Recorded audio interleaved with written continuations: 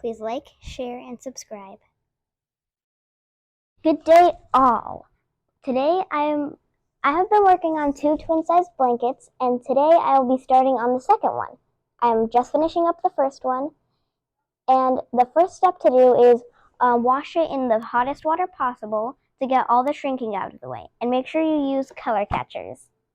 After we do all of the washing, here are the materials that we need to use.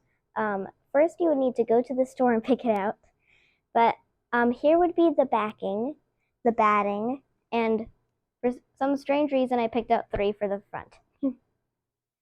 And then you need to iron before you cut, because sewing requires precision. Anyway, I'm still in kindergarten.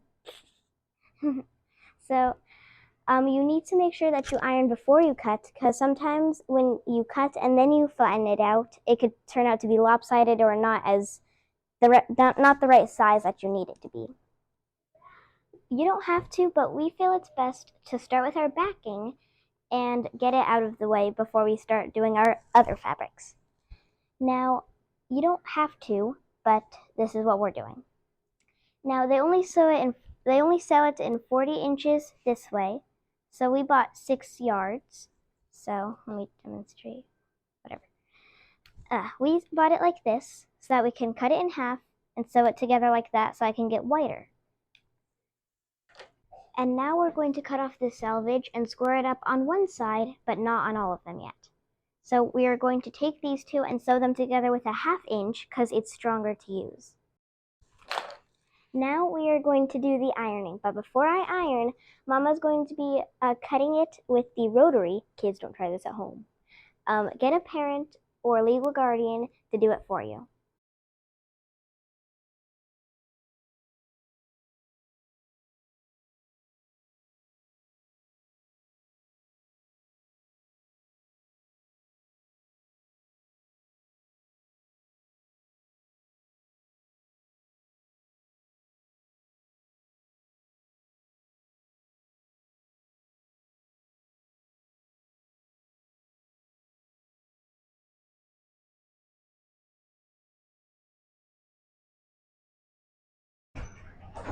After we do the cutting, we are going to be doing the pinning.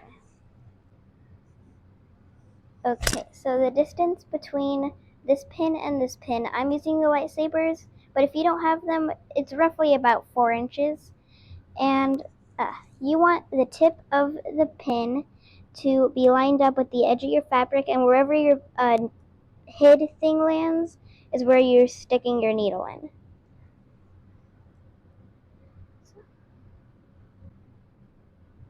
We don't want to do it too far because that really defeats the purpose of what it's doing. But then you don't want to put them too close because then you have to keep stopping to take them out. Pin the pins perpendicular to the edge of the fabric and not parallel to keep the fabric stable and aligned.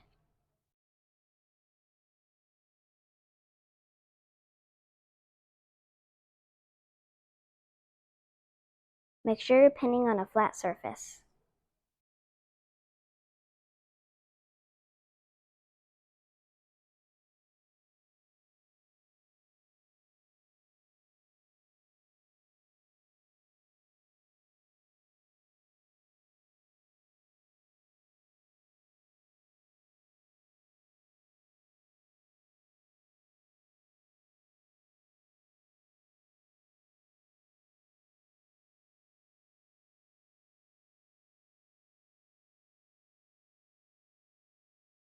Make sure to fill up your bobbin and make sure to fill up extra bobbins so that in case you run out, you don't have to stop in the middle of your project.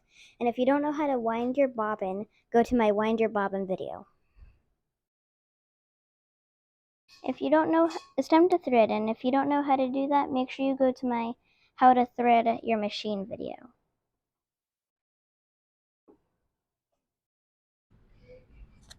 Make sure you use a lead after threading before working on your project, just in case you didn't thread properly. It ends up on the lead and not on your project.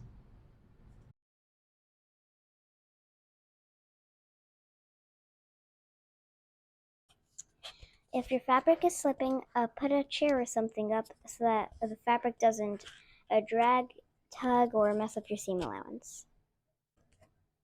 And now time for the part that we all enjoy. Time to sew.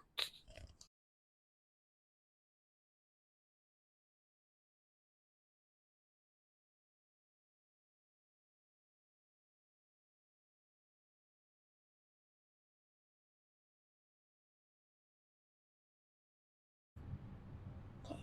After you sew it together, make sure you iron it open like this, like ça, and do a good strong press.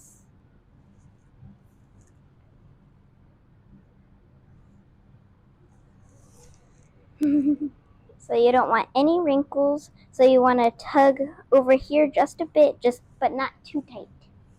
Tight enough for it to be nice and straight. Hello. It's time for the fact finale.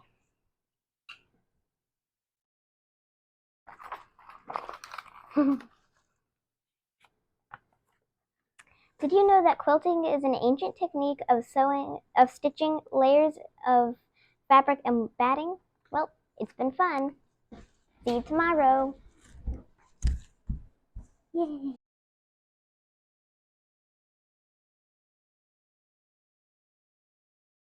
Now, testing, testing, 1, 2, 3, testing, sewing.